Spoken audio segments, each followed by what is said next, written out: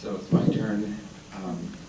Jim Burns, as she said, and I don't want to talk about my bio. I'm a Yankee fan. That was supposed to be on there. Red Sox fan here. But thank you for inviting me to this wonderful group.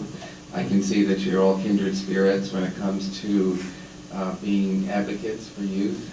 My job is adolescent medicine specialist, and I work with the residency training program, teaching interns and residents and medical students about the adolescent medicine, adolescent patient, and being the only specialist in this area, I get to see a lot of teenagers.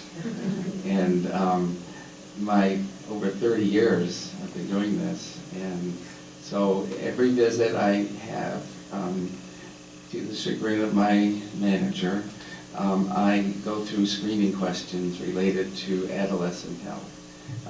And I use a mnemonic HEADS. Does anyone ever hear what that is besides Kristen, who's the med student working with me this month? Yeah, and of course I've had the privilege of working with Bree and Brina Nord, who are one of you, and who have been very talented additions to my practice.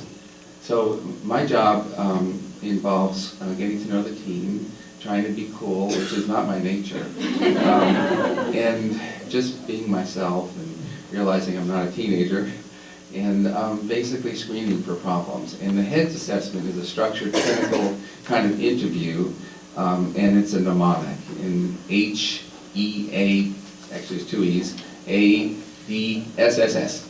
So HEADS, and people keep putting additional letters on, and so it's getting a little out of hand. So the H stands for home, and what's good about this screening tool is it does identify the ACEs in the teens and the consequences of the ACEs. So you look for the home situation, and I usually do this with the parent out of the room.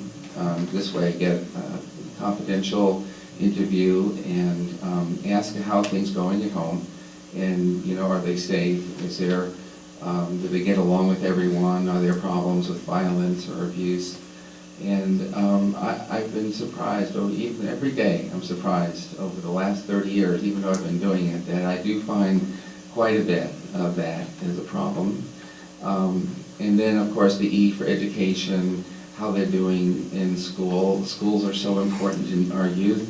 And are there bullies? And I didn't see bullying there specifically as an adverse childhood event, but I think we should make an amendment and put bullying down as a serious adverse event. It certainly affects teens in a very negative way. And it's important to identify that, I find.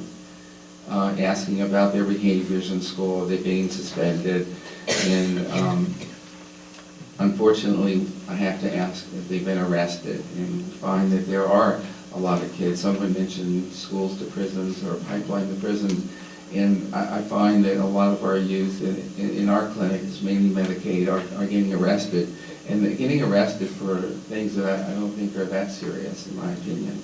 So, we can do better on that. The next is the A, and this is nice, isn't it? It's nice, easy way to remember things when you're like looking at the teen, and it's always like the first date when I get in the room with the teen, like they're not saying anything, so I got to start talking, And so the A for activities, and it's always good to see, are they involved with sports and scouts and church groups? Are they in gangs hanging out on the street corner? It tells you a lot about what's happening in their lives. And after A is D. So D would stand for any history of drugs, alcohol, tobacco, marijuana. I even use the word weed because that's the most common drug, and they'll kind of laugh when my old man mentions the word weed. But be surprised again how much our kids are involved. And then S's, there are 3 S's. Suicide is a good thing to screen for. The American Academy of Pediatrics now has come up with a statement that we should be screening for adolescent suicide. It's the 3rd most common cause of death. And with its, of course, underlying underpinnings in depression frequently, We ask about that as well, and anxiety. And ask again, sexual activity. We see that the kids are more likely to have multiple sexual partners if they've been through adverse childhood events.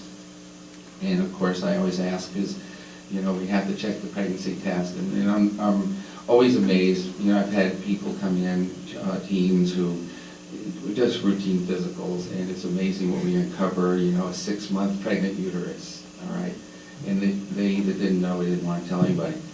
All right, and of course I see the STDs. And then another S is safety, we'll say, or savagery would be how much abuse is there. And I do find it, and I have to report it, of course. And so all my colleagues know if there's a police car out at the front of the clinic, it's just me doing my job. So it's not a funny thing, but in a way it's true. We have a lot of cases to report. So I guess what have I learned over these 30 years? Well, a good parent is going to provide love and limits to their kid. And I think another quote that I've heard, I'm sure you've already heard, is that kids spell love T-I-M-E. And I'm inspired by the movie, of course. It does give me a nice way to index and correlate all the things that I see in my clinic. I think I'm also inspired by the many adult figures in teens' lives, and of course you all, my good colleagues, Bree and Rena, are fabulous talents in our clinic and working with the teens and bringing out these events and working to address them. But you know, we also have members of the community. We have coaches and clergy and teachers. And just think back on your own adolescence, who's influenced you. And it becomes a community effort, doesn't it? I worry that we've become too involved in media and television, and we really haven't had a chance to really work as a community in helping our kids. You know, they're just out there. Everyone, even in the office, when I try to get a history, the mother and the team are like tapping on their phones, and it's like, come on, let's connect as humans. let's not do that anymore. So, but I am inspired, and I see some of the bleak futures turned into bright ones by people like yourselves, who are dedicated and interested in the well-being of our youth. So I probably got over the 5. Thank you so much for inviting me, and look forward to any questions you might have.